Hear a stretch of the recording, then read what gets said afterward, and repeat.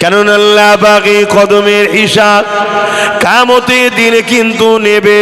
ওরে আমার বান্দা বান্দি রে, আমি আল্লাহ তোদেরকে দুটো পা দিয়েছিলাম রে, আমি আল্লাহ তোদেরকে যদি দুটো পা না দিতাম তোরা পরমোক্ষ কাফের হয়ে থাকতে, তোরা নিজেদের ওপরে নির্ভর করে ঘুরতে পারতিস না। আমি আল্লাহ তোদেরকে দুটো পা দিয়েছিলাম, এই পা দিয়ে তোরা তোদের মনের মতো নিজের ইচ্ছা মতো স্বাধীন মতো নিজের মতো করে যেখানে খুশি যেতে পারবে। তবে বান্দারে, আমার দিয়া পা দিয়ে আমার দুশমনদের কাজে যাবি না, আমার দিয়া পা দিয়ে আমি যে জায়গাকে যাওয়া পছন্দ করি ওই জায়গাতে যাবি না। ওরে আমার বান্দা বান্দি রে, আমি আল্লাহ তোদেরকে পা দিয়েছি, এই পা দিয়ে মসজিদে যাবে, এই পা দিয়ে মাদ্রাসায় যাবে, এই পা দিয়ে আলেমে হাক্কানি আল্লাহওয়ালাদের কাছে যাবে, এই পা দিয়ে কোরআনের মাহফিলে যাবে, এই পা দিয়ে হালাল ইনকাম করার জন্য যাবে, এই পা দিয়ে মা বাপের কাছে যাবি, এই পা দিয়ে গরিব দুঃখীদের কাছে যাবে, এই পা দিয়ে অসহায়দের জন্য আগিয়ে যাবে। আরে আমার বান্দা বান্দি রে, আমি আল্লাহ তোদেরকে দুটো পা দিলাম, এই পা দিয়ে এক কথায় আমার রাস্তাতে চলবে। আমার রাস্তাটা কোন রাস্তা? যে রাস্তা কোন রাসূলুল্লাহর রাস্তা। আমার রাস্তা কোন রাস্তা? ইহদিনাস সিরাতাল মুস্তাকিমের রাস্তা। মুস্তাকিমের রাস্তা কোন রাস্তা? সিরাতাল্লাযীনা আন'আমতা আলাইহিম, যাদের উপরে ইনাম দিয়েছি ওদেরই রাস্তা। কাদের উপরে ইনাম দিয়েছি? মিনান নবিয়্যিন ওয়াস সিদ্দিকিন ওয়াস শুহাদা ওয়াস সালিহিন। এই চার শ্রেণীর রাস্তা হলো আমার রাস্তা। যারা নবিয়্যিন, সিদ্দিকিন, শুহাদা, সালিহিন, এই চারজন যে রাস্তায় চলেছে ওই রাস্তায় বান্দা তোরা যাবে। তাহলে আমি আল্লাহ তোদের এই কদম পাগুলোকে জান্নাতে ঘোরার জন্য ব্যবস্থা করে দেব।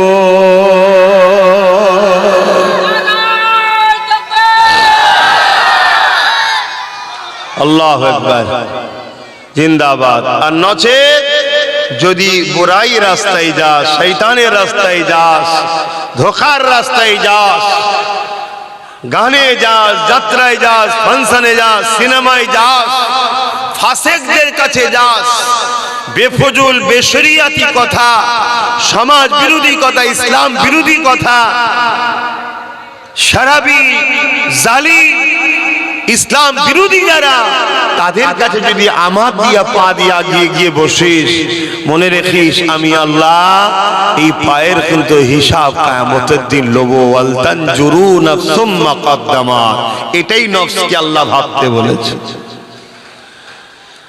বান্দা আমি তোদেরকে হাত দিলাম, এই হাতে তোরা তোদের প্রয়োজনের কাজ মিটাবি, এই হাতে বান্দা হালাল ইনকাম করবি, এই হাতে বান্দা বান্দি রে এমন করে তোরা নিজেদের প্রয়োজনের কাজ মিটাবি। ওরে আমার বান্দা বান্দি রে, এই হাতে গরিবকে সেবা করবে, এতিমদের সেবা করবে, মা বাপের সেবা করবে।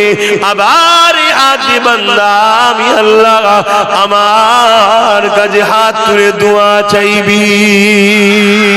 ওরে আমার বান্দারে, এই হাত আমি আল্লাহ দিয়েছি, এই হাত দিয়ে মসজিদ বানাবি, যারা মসজিদ ভাঙবে তাদের বিরুদ্ধে লড়বি।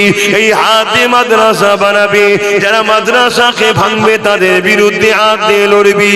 ওরে আমার বান্দারে, আমি আল্লাহ তোদেরকে হাত দিয়েছি, এই হাত দিয়ে আবার আমার পবিত্র কোরআন, এই কোরআনের দুশমন যারা তাদের বিরুদ্ধে লড়বি। আর তোরা আমার কোরআনকে এই হাত দিয়ে ধরে বুকে করে চেপে ধরবি, তেলাওয়াত করবি। এই জন্য আমি আল্লাহ তোদেরকে দুটো হাত দিয়েছি। এই রাস্তায় যদি চালাতে পারি তার মানে আখিরাতের কামিয়াব। এই হাতে ইনকাম করব, এই হাতেই খাবো, এই হাতেই নিজের প্রয়োজনের কাজ মিটাবো, এই হাতেই মা বাপের সেবা করব, এই হাতেই বাজার করব, এই হাতেই হালাল কিনবো, এই হাতেই গরিবকে দান করবো, এগুলো সব আল্লাহর রাস্তায়। কিন্তু এই হাতেই যদি আবার ইসলাম বিদ্বেষীদের ঝান্ডা ধরি তাহলে শয়তানের রাস্তায় চলে গেলাম। আমি হাতকে চালালাম, আল্লাহর বিচার নেবে, কিন্তু হাতের হিসাব নেবে। আমি গল্প বলছি না আপনাদেরকে, আমার কথা নিতে পারছেন তো? হ্যাঁ, গল্প বলছি, আল্লাহ হিসাব নেবে। আল্লাহ কি এমনি এমনি পাঠিয়ে দিয়েছে নাকি আমাদের? যা দুনিয়ায় গিয়ে ফুর্তি আনন্দ মজা করে আয়, এমনি এমনি পাঠিয়ে দিয়েছে নাকি? এটা একটা টেস্টে পাঠিয়েছে, এটা পরীক্ষা, একটা মিশনে, এটা মিশনের জন্য পাঠিয়েছে।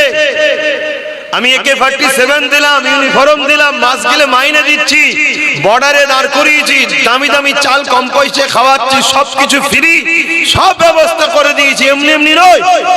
বিদেশিটা আমার দেশের মধ্যে না ঢোকে বর্ডারকে পাহারা দেয়, এটাই তো BSF দের কাজ। আমার দেশের মাল যেন বিদেশে না পাচার হয়ে যায়, এটা কাজ। যদি না করে দেশটাকে মাইনে দেবে, রাখবে? উপরন্ত আবার তারা যদি দেশের দুশ্মনদের সঙ্গে হাত মিলায়, তাহলে শাস্তি আছে না? না। তাহলে আল্লাহ তোমাকে আমাকে সব দিল, জমিন দিল, আসমান দিল, জান দিল, জিন্দেগি দিল, দুটো চোখ দিল, হাত দিল, পা দিল, কত রকম খাদ্য ফল মূল দিল। এমনি এমনি নাকি? বান্দা আমার জমিনে আমি যেটা চাই, আমি যাতে রাজি, আমার হাবিব যাতে রাজি, ওই কাজ করবি। আর যেতে আমার হাবিব নারাজ, ওই কাজ করবি না। ভালো লোকের সঙ্গে মিশবি, চরিত্রবানের সঙ্গে মিশবি, ভদ্রবানের সঙ্গে মিশবি। আমার পক্ষে যারা তোদেরকে ডাকবে তাদের সঙ্গে মিশবি। যারা সমাজ বিরোধী, দেশদ্রোহী, গাদ্দার, খুনি, চরিত্রহীন, জেনাখোর, ব্যভিচারী, বদমাইশ, তাদের সঙ্গে মিশবি না। এই তো কথা, এটাই তো জিন্দেগি, আর এইটাই করলি তো আখিরাতে কামিয়াবি। তোমাকে আলাদা করে কোনো পাহাড় কাটতে আল্লাহ বলেন যে পাহাড়টা কেটে আয় তবে জান্নাত দেবো, সূর্যটাকে নেপিয়ে নিয়ে আয় জান্নাত দেবো, চাঁদে যে ঘুরে আয় তবে জান্নাত দেবো, সাগরের পানিকে শুকিয়ে দিয়ে ছেঁচে দেখা তারপরে জান্নাত দেবো, আল্লাহ বলেছে নাকি? তোমাকে ভালো হতে বলেছে, আর ভালো লোকের সঙ্গে মিশতে বলেছে। আর অন্যায় যে করবে আমার জমিনের ওপরে, তোরা সংগঠিত হয়ে তাকে রোক, তাকে রোক। কারণ জমিন আল্লাহর, এখানে আল্লাহর রাজত্ব চলবে, এখানে আল্লাহর কথা চলবে, এখানে কারো মনমানি কথা চলবে না। আজ বড় দুঃখের বিষয়, আমরা সংগঠিত নই, ঐক্য নই। আমাদের কিছু ভাই চলে গেছে এ ডাকাতের সাথে, কিছু গেছে ও চোরের সাথে, কিছু গেছে মাতালের সাথে, কিছু গেছে মুনাফিকের সাথে। আমরা টুকরো টুকরো হয়ে গেছি বলে আল্লাহ জমিনের উপরে আজকে যা খুশি তাই হচ্ছে। যদি আমরা সবাই এক প্ল্যাটফর্মে দাঁড়াতে পারি, ইনশাআল্লাহ এই জমিনের উপরে অন্যায়, অত্যাচার, জুলুম, খুন, দাঙ্গা, ফাসাদ, নারীদের উপরে জুলুম, রেপ, সবটা ইনশাআল্লাহ বন্ধ হয়ে যাবে। জোরে বলুন সুবহানাল্লাহ। এটাই তোমাদের কাজ। আর এইটা যদি করে যেতে পারি যে আল্লাহ আমি দুনিয়াতে হালাল ইনকাম করেছি, হালাল খেয়েছি, পরিবারকে পর্দায় রেখেছি, ভালোবেসেছি, সন্তান হয়েছিল, সন্তানকে আপনার নবীর প্রেম, আপনার প্রেম, আপনার আহলে রাসূলদের প্রেম, কোরআনের শিক্ষা দিয়েছি, তাকে ডাক্তার বানিয়েছিলাম, উকিল বানিয়েছিলাম, জিএম বানিয়েছিলাম। আল্লাহ এমন করে কোনো গরিবের মাল ঝেড়ে খাইনি, গরিবকে সাহায্য করেছি, বড়দের সম্মান, ছোটদের স্নেহ করেছি, নামাজ পড়েছি, মসজিদের পক্ষে ছিলাম, মাদ্রাসার পক্ষে ছিলাম, গরিবের পক্ষে ছিলাম।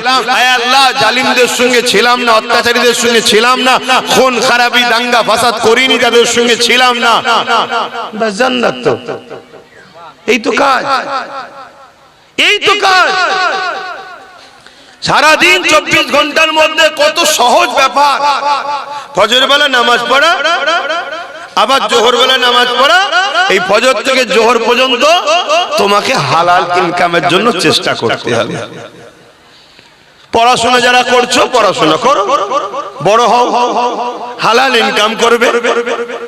আবার জোহরের নামাজের পর খাওয়া দাওয়া করে তুমি একটু কাইলুলা করো। কাইলুলা করার পর তোমাকে বিকেল বেলা উঠলে ফজর আসরের নামাজ পড়লে, একটু ঘোরাঘুরি করলে, মন ফ্রি হলো। কথা বুঝে আসছে? বাচ্চা থাকলে বাচ্চার সঙ্গে সময় দিলে, বা দোকান খোলা থাকলে দোকান খুললে, আবার হালাল ইনকাম করো। আবার সন্ধ্যেবেলা ওয়াক্ত হলো নামাজ পড়লে, দোকান খুললে, নামাজ বসলে, ঈশা পর্যন্ত কি আর একটু রাত পর্যন্ত দোকান চালালে, চালিয়ে ঘরে এসে ফ্রেশ হয়ে নামাজটা পড়ে খাওয়া দাওয়া করে আল্লাহর নাম নিয়ে শুয়ে পড়লে, দরুদ শরীফ পড়তে পড়তে ঘুমিয়ে পড়লে। এই তো রুটিন। কিন্তু এর মধ্যে কোনো অন্যায়কারীর সঙ্গে সাথ দেবে না, আর কারোর উপরে জুলুম করবে না। তোমার জন্যই তো জান্নাত। কিন্তু হায় আফসোস, এই সামান্য কাজ আমরা আল্লাহকে ভালোবাসি বলি, আল্লাহর জন্য আমরা করতে পারছি না। এ কেমন প্রেম! অথচ দুনিয়ার জালিমদেরকে যারা ভালোবাসে, তারা জালিমদের জন্য মানুষকে খুন করছে। আল্লাহ তোমায় খুন করতে বলেছে নাকি? তা তো বলে নাই, যোগে মেরে দিয়া, আল্লাহ বলে নাই। কথা বুঝে আসছে? তাহলে সেই জায়গায় আজকে কি করছি আমরা ভাবে, কিন্তু যেতে আল্লাহর কাছে হবে। সবাইকে কিয়ামতের দিন দাঁড়াতে হবে, ময়দানে মাশরে সবাইকে উঠতে হবে। ওই দিন আল্লাহ পাক কিন্তু বিচারটা নেবে। তিনি আহকামুল হাকিমিন হবেন, নাই বিচারক, নাই পরাণ, নাই বিচারক হবে। আমাকে ওই দিন উঠতে হবে, আপনাদেরকে উঠতে হবে, বাবা আদমকে উঠতে হবে, আম্মা হাওয়াকে উঠতে হবে। তামাম নবীরা ময়দানে মাশরে থাকবে, আমি আপনিও থাকবো। কিয়ামতের সেদিন পর্যন্ত সবাইকে ওই ময়দানে মাশরে উঠতে হবে। আমার আম্মা জানেরা, আপনাদের ওই ময়দানে মাশরে উঠতে হবে। মনে রাখবেন, এই দিনটা এত কঠিন দিন হবে, যেদিন মাথার এক বেজা ইখতিলাফ, এক হাত উপরে আল্লাহ সূর্য নামিয়ে দেবে। মাথার খেনুগুলো গলে গলে ওই সূর্যের তাপেতে জমিনে পড়তে থাকবে, এবং জমিনটা লোহা যেমন আগুনে দিলে পুড়ে পুড়ে লাল হয়ে যায়, ওই সূর্যের তাপেতে জমিনটা লাল হয়ে যাবে। অনেকে আছে তোমাকে ভালোবাসা দিয়ে, অন্যায় দেখার পর চোখ থেকে তোমাকে ভালোবাসা দিয়ে শুধু তোমার থেকে সে নিজের ফায়দাটা বুঝে নেবে। শুনছো তো? অনেকে আছে তুমি অন্যায় করবে দেখবে, তাও তোমাকে ভালোবাসা দিয়ে নিজের ফায়দাটা লুটে নেবে। আমি পারি,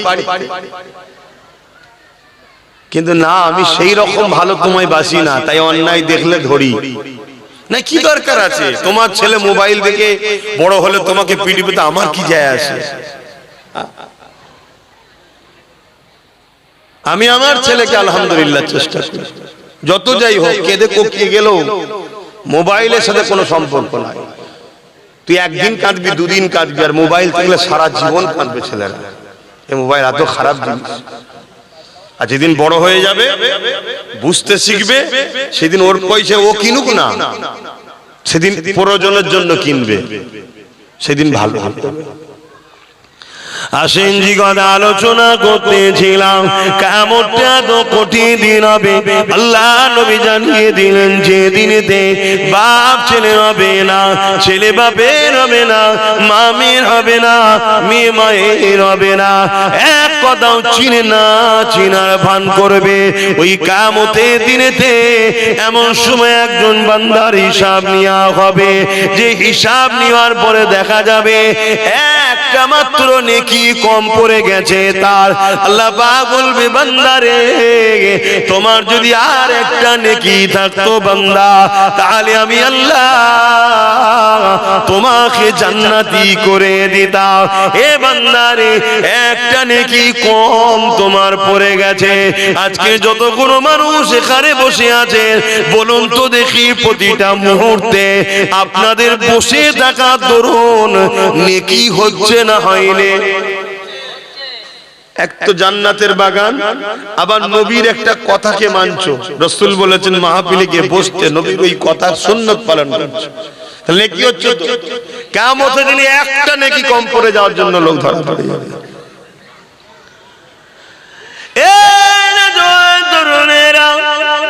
ওই বান্দা তখন বলতে লাগবে, ও রব্বি আল্লাহ পাক, আপনি যদি ইজাজত দেন, আমি কিছু কথা আপনাকে বলবো। আল্লাহ পাক বলবে, বান্দারে বলো, আজকে তোমাকে আমি ইজাজত দিলাম, বলো। ওই সময় সেদিন বান্দা বলতে লাগবে, ও রব্বি আল্লাহ পাক, আপনি যদি একটু আমাকে সুযোগ দেন, আমি ময়দানে মাশর ঘুরে ঘুরে দেখব, মাত্র একটা নেকির ব্যাপার, একটা নেকি কোনো না কোনো জায়গায় মিলে যাবে। এ যুবক রে, বুঝাতে চাইছি ময়দানে মাশরটা কেমন। আল্লাহ ওই সময় বলবে, বান্দারে, এটা ময়দানে মাশর, তুমি কি জানো না বান্দা, এখানে সবাই নফসি নফসি করছে। যে মেয়েটার বাঁচার জন্য চিন্তা করছে, একদিকে জাহান্নামের গর্জন, যে গর্জনে আল্লাহর বান্দার অজ্ঞান চৈতন্য হয়ে যেতে লেগেছে। এই ময়দানে মাশরেতে তোমাকে কে নেকি দেবে রে বান্দা? ওই সময় বান্দা বলতে লাগবে, আল্লাহ এই ময়দানে মাশরে আমার জনম দুঃখিনী মা রয়েছে, মায়ের থেকে আপন কে হয়? যে মা আমাকে কত বড় করেছে, আদর করে লালন পালন করেছে, আমার জন্য আব্বার কাছে কত বকা খেয়েছে, আমার জন্য কত রাগ মুখ খেয়েছে, ওই মা যিনি আমার জন্য কত যন্ত্রণা ব্যথা সহ্য করেছে, সেই মা ওই ময়দানে মাশরে রয়েছে। আল্লাহ পাক আপনি যদি বলেন একবার মায়ের কাছে গিয়ে দেখবো, বাপও রয়েছে বাপের কাছে যাব, স্ত্রী রয়েছে স্ত্রীর কাছে যাব, বন্ধু রয়েছে ভাই রয়েছে বোন রয়েছে, কেউ না কেউ তো একটা নেকি দিয়ে দেবে। আল্লাহ পাক তাহলে আমি নাজাত তো পেয়ে যাব। ওই সময় আল্লাহ পাক বলবে, হে আমার বান্দারে, এই ময়দানে মাশরে কেউ কারো হবে না। বান্দা তুমি যখন জানতে চাও, দেখতে চাও, বান্দা আমি তোমাকে নিরাশ করব না। যাও দেখো কেউ তোমাকে একটা নেকি দান করে কি দেখো। আল্লাহ যে এইটুকু সুযোগ দিচ্ছে সেদিন, এটাও আলহামদুলিল্লাহ। বলুন আলহামদুলিল্লাহ। কেন? তিনার হাতে সব পাওয়া। তিনি দুনিয়া তো আমাদের এই জন্য দিয়েছিল, আবার কেন দেবে? কিন্তু না, আল্লাহ তথাপিও সেদিন দিয়েছে। ওই সময় আমার আল্লাহ পাক বলবেন, যাও যে দেখো। বান্দা যাবে, যে ঘুরবে মায়ের কাছে যাবে, মা কি সমস্যা, একটু সরে যান না, এই মুরব্বিটাকে উপরে তুলে দাও না, দরকার হয় সরে যান, উপরে চলে এসে বসে দেখতে দাও। যারা বসে আছে তাদের কারাল করছো কেন? আস্তে আস্তে, ঠিকই বলছো তো, বসে আছে ও ঠিকই বলছো, তোমরা তো ভাই দাঁড়িয়ে আছো কেন? একই কথা। আচ্ছা ছেড়ে দাও, তুমি ঠিকই বলছো, ভুল তো এদেরই। কি হবে? এত কিয়ামতের কথা শুনো, মানুষ আজকে পরিবর্তন।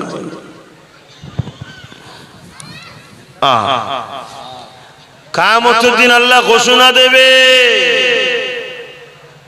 ন্যায়বাদী, সত্যবাদী, মানবতাবাদী আর জালিম অত্যাচারী দুজনের কাতার আলাদা হয়ে যাও, ন্যায়বাদীদের থেকে বেরিয়ে যাও, আলাদা হয়ে যাও। তুমি কি ভাবছো আমি আলাদা হব না, রয়ে যাব নাকি? এটা কি আব্বাস সিদ্দিকীর হুকুম নাকি যে বসে যাও, বসছো না? আসল কথা সব জিনিস বুঝিয়ে বলা যায় না, কিছুটা অনুভব করতে হয়। যখন একটা বিমার হয়, একটা পেটের যন্ত্রণা যখন হয়, আমাদের কি দশা হয়? সামান্য একটা পেটের যন্ত্রণায় জন জন ছেলে যখন হয় কাতরায় কাতরায় যাবে, কখনো কখনো হসপিটাল ঘুরতে যাবে, দেখবে বিমারদের কি হচ্ছে। কখনো কখনো কবরস্থানের ধারে যাবে একটু, যে দেখবে তোমাদের মতো এরকম সব রক্ত গরমওয়ালা জন জন ছিল একদিন, তাদের হাঁ হয়ে পড়ে আছে, ভেতরে কি দেখা যাচ্ছে না, হাড় হাড্ডি পড়ে আছে। শুনছো আমার ভাইগুলো, বেশি গরম ভালো নয়, একটু পরিবর্তন হয়। জানি হালকা বয়সে একটু হয় রে বাবা, কিন্তু এত গাফলতি কেন?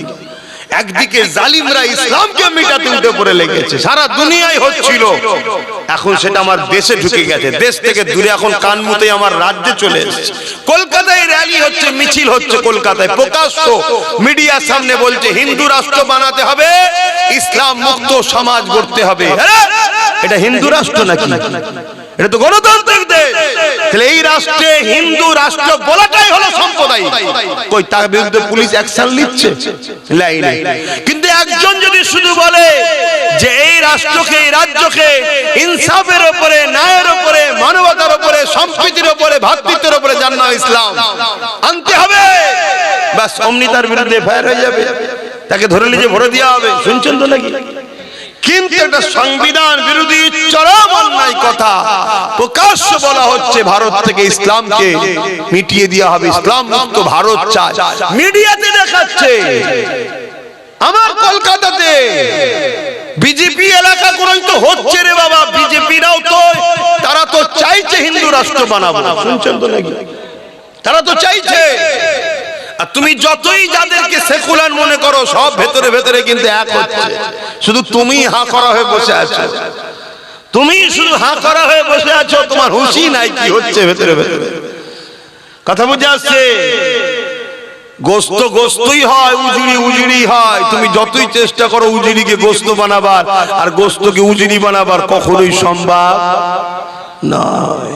সেদিন আর নেই যেটা আগে দেখেছিলে, এখন সিচুয়েশন আলাদা। তো যা কিছু কথা বললে তোমাদের পছন্দ হবে না, নেবে না, আর কি বলবো, যা খুশি করো। তবে সজাগ করার দায়িত্ব আছে, তাই সজাগ করছি। এত বড় একটা কথা, পুরো সংবিধানকে মিটিয়ে দেওয়ার কথা, হিন্দু রাষ্ট্র হবে, ইসলামদেরকে রাখা যাবে না। বাংলার কলকাতাতে হচ্ছে, মিডিয়ায় দেখাচ্ছে, তার বিরুদ্ধে পুলিশ অ্যাকশন হয়েছে। তাহলে তুমি কি বুঝছো? তোমার সরকার তাকে সাপোর্ট করছে, তার মানে তাহলে বিজেপিও চাইছে হিন্দু রাষ্ট্র, এও চাইছে। এই জন্য এখন সব জায়গায় মন্দির তৈরি করছে আর মসজিদ গুলো সব ভাঙছে। নিউ টাউনে মসজিদের জায়গা চুরি করে বিক্রি করছে, করছে না, করে না? তাহলে এদের উদ্দেশ্য হলো ইসলামের পেহচান রাখবো না। আর সেই জায়গায় তোমার আমার কওমের একদল মুসলমান আবার এদের সাথ দিচ্ছে না, দেয় না। তারা মুসলমান, তুমি আমি দেখছি তারা মুসলমানরাই অলরেডি ইসলাম থেকে অনেক আগে বেরিয়ে গেছে। এই ভারতবর্ষে একটা হলো অমুসলিম মুসলমান হয়েছে না হয়নি? কথা বলো, হয়েছে না হয়নি? লাখ লাখ হচ্ছে আমি জানি, কিন্তু সেগুলোকে আমাদের সামনে আসছে। ঠিক তেমনই অনেক মুসলিম ঘরের ছেলে শিক্ষার অভাবে হোক আর কপাল ফাটা হয়ে হোক ইসলাম থেকে বেরিয়ে গেছে না, যায় না? কথা বলছে না? তো সেইগুলো কারা? সেগুলো কোনো খবর আছে না? সেগুলোকে এই নাম টাম সব রেখে দেওয়া হয়েছে, ওদেরকে চেঞ্জ করতে দেওয়া হয়নি। তাদের দ্বারা ইসলাম বিদ্বেষীরা কাজ করাচ্ছে, তাদেরকে পিছন থেকে অর্থ দিচ্ছে, তাদেরকে অস্ত্র দিচ্ছে, তাদেরকে প্রশাসনিক পাওয়ার দিচ্ছে, দিয়ে বলছে তোরা মুসলমানদের নেতা হয়ে থাক, সময় যখন আসবে তোরা চেঞ্জ হয়ে এইদিকে চলে আসবি। কেন? মুসলমানকে কন্ট্রোল তোরা কর। তোদের হাত থেকে ফসকে গিয়ে যদি কোনো নবী খানদানের হাতে চলে যায়, তাহলে তো আমাদের চামড়া গুটিয়ে ফেলবে। কথা বুঝে আসছে না? না, এই জন্যই পরিকল্পনা চলছে, কিন্তু আমাদের তো হুঁশই নাই, আমাদের কোনো খেয়ালই নাই।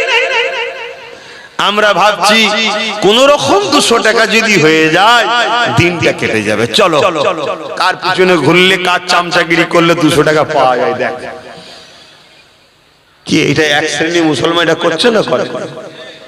আজ নয় আলহামদুলিল্লাহ বলে বলে বলে বলে বলে একটু হলেও মুসলমান জেগেছে না জাগেনি? এটা আওয়াজ দিয়ে বলুন না জেগেছে।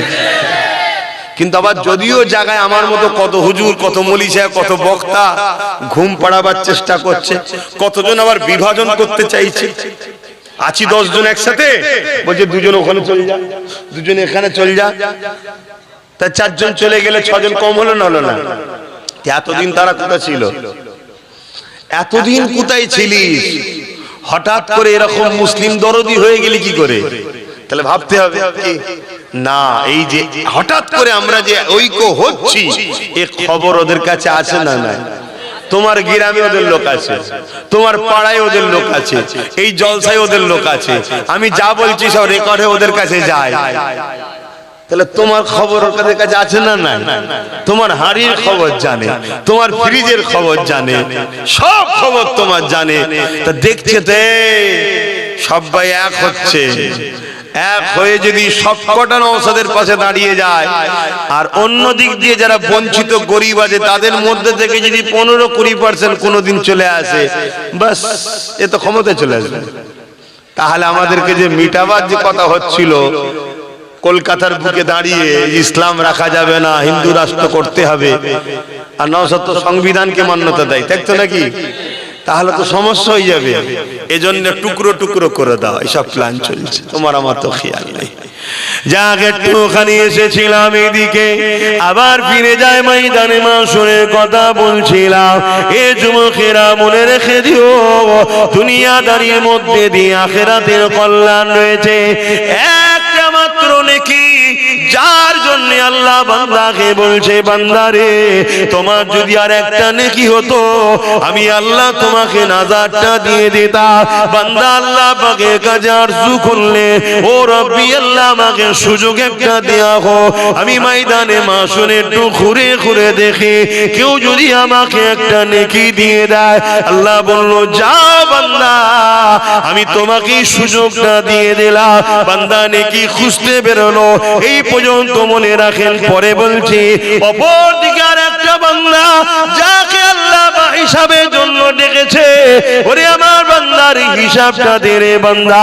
বান্দা এই সময় হিসাব দিতে লেগেছে, দিবার আগে আল্লাহ পাককে বলতে লেগেছে ও রব্বি আল্লাহ পাক আপনি আমার হিসাবটা নেবেন না, কারণ আমি দুনিয়া জমিনে অন্যায় আর অন্যায় করেছি, পাপ আর পাপ করেছি। আল্লাহ আল্লাহ কোনো ভালো কাজ আমি করতে পারিনি, তাই আল্লাহ আপনি আমার হিসাবটা নিয়ে সবার কাছে অপমানিত না করে গোপনে গোপনে আমাকে জাহান্নামে দিয়ে দেন। বান্দা নিজে থেকেই স্যালেন্ডার, যাই ভালো কাজ করিনি আমাকে আপনি জাহান্নামে দিয়ে দেন। আল্লাহ বলবে লা তাখনাতু মির রাহমাতিল্লাহ, আমার রহমত থেকে নিরাশ হও না বান্দা, একবার তোমার আমলনামাটা দেখাও না। বলুন সুবহানাল্লাহ। এ নওজোয়ান তরুণেরা আল্লাহ পাক কুদরতি ভাবে বান্দার আমলনামা দেখবে। ওই আমলনামার মধ্যে দেখা যাবে শুধু অন্যায় অন্যায় ভুল ভ্রান্তি পাপে ভরা। দেখতে দেখতে দেখা যাবে একটা মাত্র ভালো কাজ, ওখানে একটা নেকি কম, এখানে শুধুমাত্র একটা ভালো কাজ। আমার আল্লাহ পাক বলতে লাগবে বান্দারে তুই তো অন্যায় করেছি, ভুল করেছি, পাপ করেছি বান্দা, তবে তোর একটা ভালো কাজ পেয়েছি, যে কাজটা আমি আল্লাহ আমার বড় পছন্দ খুশি করে দিয়েছে। এ বান্দারে বল আমি আল্লাহ তোর উপরে রাজি হয়ে গেছি, বল খুশি হয়ে গেছি, তুই কোথায় যাবি? বান্দা বলবেন আল্লাহ আপনি যদি দয়া করে আমাকে জান্নাত দান যেতে পারবো। আল্লাহ পাক বলবে বান্দারে যা, আমি তোর কাজে এত খুশি হয়ে গেছি, একটা মাত্র ভালো কাজে আল্লাহ রাজি হয়ে গেছে। আল্লাহ বলবে বান্দারে যা, আমি আল্লাহ তোকে আমার দয়ার বিনিময়ে জান্নাতি বানিয়ে দিলাম। এ যুবকেরা তরুণেরা ওখানে একটা নেকি কম, সে খুঁজতে বেরিয়েছে, এখানে শুধুমাত্র একটা ভালো কাজ, কিন্তু আল্লাহ তো রাজি হয়ে গেছে। আল্লাহ পাক বলবে যা জান্নাতে চলে যা। কি এমন ভালো কাজ ছিল? আল্লাহ নবী সাহাবাদেরকে জানিয়েছে, হ্যাঁ মা সাহাবারা শুনে রেখে দাও, কিয়ামতের দিন ওই যুবক ছেলেটা আল্লাহ পাক ওই একটা ভালো কাজের জন্য জান্নাত দেবে। ওই ভালো কাজ হলো এটা, প্রচন্ড গরমের সময়তে এক পশুকে গলায় দড়ি দিয়ে বাঁধা ছিল। ওই পশুটা রোদের গরমেতে জিভ দিয়ে বেরি হয়ে গিয়েছিল, পানির পিপাসা লেগেছিল। এই বান্দা দেখে বড় কষ্ট হয়েছে, তার মধ্যে দয়া হয়েছে। হে আল্লাহর সৃষ্টিকে ছায়াতে বেঁধে দিয়ে পানি পান করিয়েছিল, দয়া দেখিয়েছিল। আল্লাহ পাক বলতে লাগবে বান্দারে আমার দিয়া দয়া নিয়ে তুই আমার সৃষ্টির উপরে দয়া দেখালি, যা আমি আল্লাহ এই কঠিন দিনে কেন তোর উপরে দয়া দেখাবো না, যা আমি আল্লাহ আজ তোর উপরে দয়া দেখিয়ে জান্নাতি করে দিলাম। আরো জোরে বলুন সুবহান।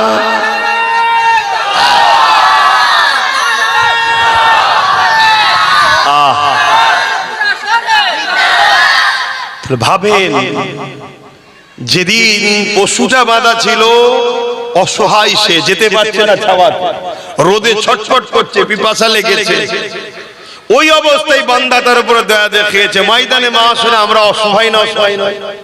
তাহলে আল্লাহ বলছে তুই যদি আমার সৃষ্টির অসহায় সময় তার সাথ দিস, তাহলে যেদিন তুই অসহায় হবি ময়দানে মাহশরে আমি আল্লাহ রহমান রহিম কেন তোর সাথ দেবো না, যা তোকে দয়া করে জান্নাত দিলাম। জোরে বলুন সুবহানাল্লাহ। আজ যদি আমরা এতিম বাচ্চারা অসহায়, গরিব বাচ্চারা অসহায়, বিধবারা অসহায়, সমাজের কোন গরিব এতিম অসহায়ের উপরে যদি জুলুম হয়, যদি তুমি তুমি তার সাথ দিয়ে তাকে জুলুম থেকে মুক্ত করতে পারো, তাহলে কিয়ামতের দিন তুমি যখন অসহায় হবে, আমার আল্লাহ তোমার সেদিন রহমত দ্বারা তোমাকে অসহায় থেকে মুক্ত করে জান্নাতে দেবে। জোরে বলুন সুবহানাল্লাহ। এজন্য আল্লাহ নবী বলেছেন, তুমি যদি আল্লাহর দয়া পেতে চাও, তুমি আল্লাহর সৃষ্টির উপরে দয়া করো। সে সৃষ্টির মধ্যে শ্রেষ্ঠ সৃষ্টি আবার মানুষ, সৃষ্টির উপরে দয়া করো। কিন্তু আজ আমরা মানুষ কি মানুষের উপরে দয়া করছি? সে মানুষ যদি হিন্দু হয়, আদিবাসী হয়, সাঁওতাল হয়, বাগদি হয়, খ্রিস্টান হয়, সেও যদি বিপদে পড়ে তার উপরে দয়া দেখানো দরকার আছে না? না, অবশ্যই মানুষ সে আল্লাহর সৃষ্টি। পাশাপাশি জীব জন্তু যদি বিপদে পড়ে তার উপরে দয়া দেখানো দরকার আছে না? নাই। কিন্তু আমরা সোশ্যাল মিডিয়ায় কি দেখছি, ছোট্ট ছোট্ট বাচ্চা গরিব এতিম হওয়ার দরুন পেটের জ্বালায় যদি কেউ কারো খাবার নিয়ে নেয়, তাকে গাছে বেঁধে একদল লোক পিটছে। আর কোটি কোটি টাকা, 100, 200, 300, 400, 1000 কোটি টাকার চোর নেতাগুলোকে ওই মানুষগুলোই আবার তাদের পিছনে ছুটছে, নেতাজি জিন্দাবাদ, নেতাজি জিন্দাবাদ। তা খোদার গজব আমাদের উপর হবে না? একটা গরিব মানুষের ছেলে পেটের জ্বালায় রুটি চুরি করেছে বা কিছু খাবার চুরি করেছে বা কারো কাছে আম চুরি করেছে, হালকা বয়সের ছেলে। এই তো কিছুদিন আগে একটা কোন জায়গায় আম চুরি করেছিল, সে অমুসলিম ঘরের ছেলে ছিল, তো কি হয়েছে, বাচ্চা ছেলে, তাকে মারতে মারতে মেরে ফেললো। ভুলে গেছেন কি আপনারা? জানেন নাকি? নাই, ভুলিনি, আমার সব মনে থাকে। আজকে তাকে দেখা যাচ্ছে বেঁধে পিটছে। কিছুদিন আগে দেখেছে পুলিশ পর্যন্ত মারছে একটা বাচ্চা ছেলে, পুলিশের সামনে, পুলিশের সামনে একটা বাচ্চা ছেলেকে মারা হচ্ছে। সে কিছু চুরি করেছে। মায়ের পেট থেকে কেউ চোর হয়ে বেরোয় না। সমাজ থেকে অবহেলিত করেছে, সমাজ থেকে শিক্ষা দেয়নি, পড়ার সময় সমাজ থেকে খাতা পেন দেয়নি, সমাজ থেকে স্কুলে নিয়ে যাওয়ার ব্যবস্থা করেনি। শুধু কি বাপ মারই দায়িত্ব? মানুষ হিসেবে মানুষের দায়িত্ব আছে না? আজকে যদি বাপ মারই শুধু দায়িত্ব থাকতো, তাহলে আমার নলেজ সিটি করার দরকার নেই। কারণ নলেজ সিটি করতে গিয়ে আমার মানসিক চিন্তা যাচ্ছে, শরীর যাচ্ছে, সময় দিতে পারছি না নিজের পরিবার, কাজ কামের কাছে, সন্তানের কাছে, নিজের গাটে লক্ষ লক্ষ টাকা যাচ্ছে। কেন? সমাজের অনেক গরিব বাচ্চা আছে যাদেরকে যদি আমরা অবহেলিত করি, তাহলে তারা মানুষের মতো মানুষ হবে না। আজকে সেই এতিম অসহায় বাচ্চাগুলোকে নিজেই ভর্তি করতে পারি। তোমাদেরকেও বলে যাচ্ছি, অনেক জায়গায় বলেছি, আজকেও বলছি, তোমাদের যদি কারো এলাকায় জানাশোনা থাকে এতিম বাচ্চা, কেউ নেই দেখাশোনা করার, ওই বাচ্চাকে তোমরা দায়িত্ব নিয়ে আমার সাথে যোগাযোগ করিয়ে দাও। ওই বাচ্চাকে সম্পূর্ণ ফ্রিতে আমি তাকে পড়িয়ে জেনারেল লাইনের শিক্ষা, কেন নলেজ সিটিতে মাদ্রাসা পড়ছি না, আমি জেনারেল লাইনের শিক্ষা করছি। মাদ্রাসা আছে, আমি 50টা মাদ্রাসা চালাই, আরো অনেক হুজুরদের, অনেক মৌলানাদের মাদ্রাসা আছে না? নাই ভাই, মাদ্রাসা দরকার আছে। আছে তো, কে বলেছে না? এই গ্রামে হয়তো মাদ্রাসা আশপাশে আছে, কি আছে মাদ্রাসা আশপাশে? এই বল্লভপুরে তো একটা মাদ্রাসা চলছে, মাদ্রাসার দরকার আছে। কিন্তু সব মৌলভী সাহেব বলে হবে? আমাদের কিছু ডাক্তার, কিছু পুলিশ, কিছু জজ, কিছু ডিএম, কিছু আইএস, কিছু আইপিএস দরকার আছে না? না, আমাদেরই বাচ্চারা যারা ডাক্তার হবে মৌলভী সাহেবের কাছে বসে অশ্বনে দিন শিখবে। আবার যখন মৌলভী সাহেব অসুস্থ হবে ডাক্তার কাছে যাবে, হুজুর এসেছেন, কি হয়েছে বাবা? আমার এই হয়েছে। আচ্ছা হুজুর আমি ট্রিটমেন্ট করে দিচ্ছি। তাহলে এখান থেকে তুই ফায়দা নিবি, ওখান থেকে তুই ফায়দা নিবি, কি? আর না হয় মুসলমান হওয়ার জন্য আগামী দিন চিকিৎসাই করবে না?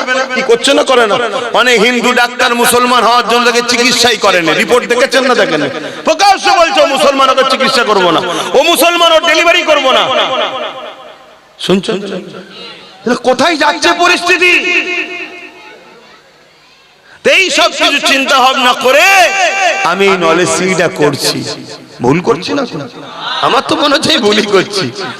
আমি তো মাঝে মাঝে মনে হয় খালি খামাকায় কত আরামে আল্লাহ রেখেছিল, জলসা করতাম। প্রথম জীবনের কথা বলছি, ঘরে এসে ঘুমোতাম, খাওয়া দাওয়া করতাম, আবার জলসা বেরিয়ে যেতাম। খালি খামাকায় নওশাদকে দিয়ে রাজনীতিটা করাতে গেলাম, আর আমি নলেজ সিটিটা করতে গেলাম। ও পেরেশান, আমিও পেরেশান। না ও আমায় দেখতে পাচ্ছে না, আমি ওকে দেখতে পাচ্ছি। কালকে ঘরে ঢুকলাম, ও ঘরে নেই।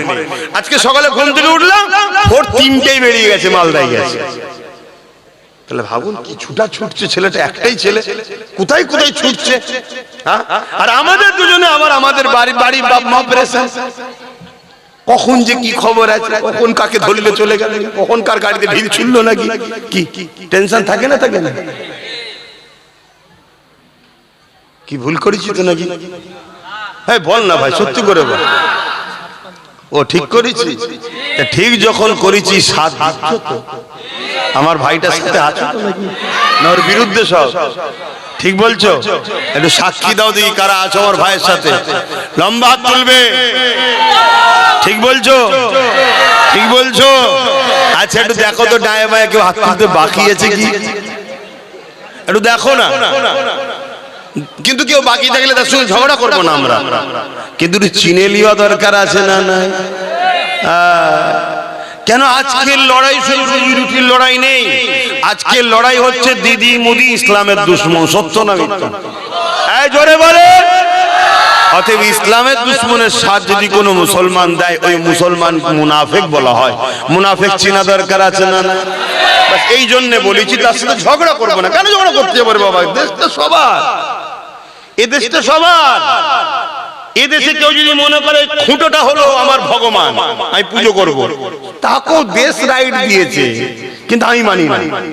আমি মানি এক আল্লাহ, ঠিক না বেটি? কিন্তু তা বলে ওকে বলতে পারি না মেরে ফেলবো, এটা বলার অধিকার নেই, আর ইসলামও দেয়নি। কথা বুঝে আসছে না?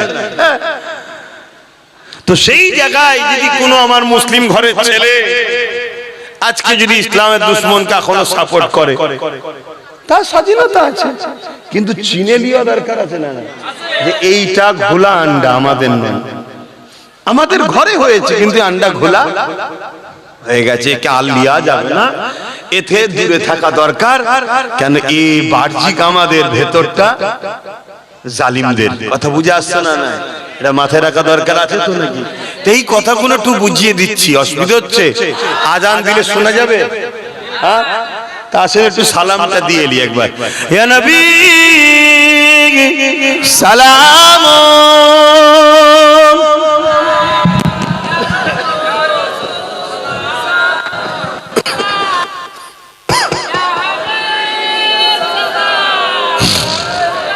এরম চোখের ঘরে আলো দেয়।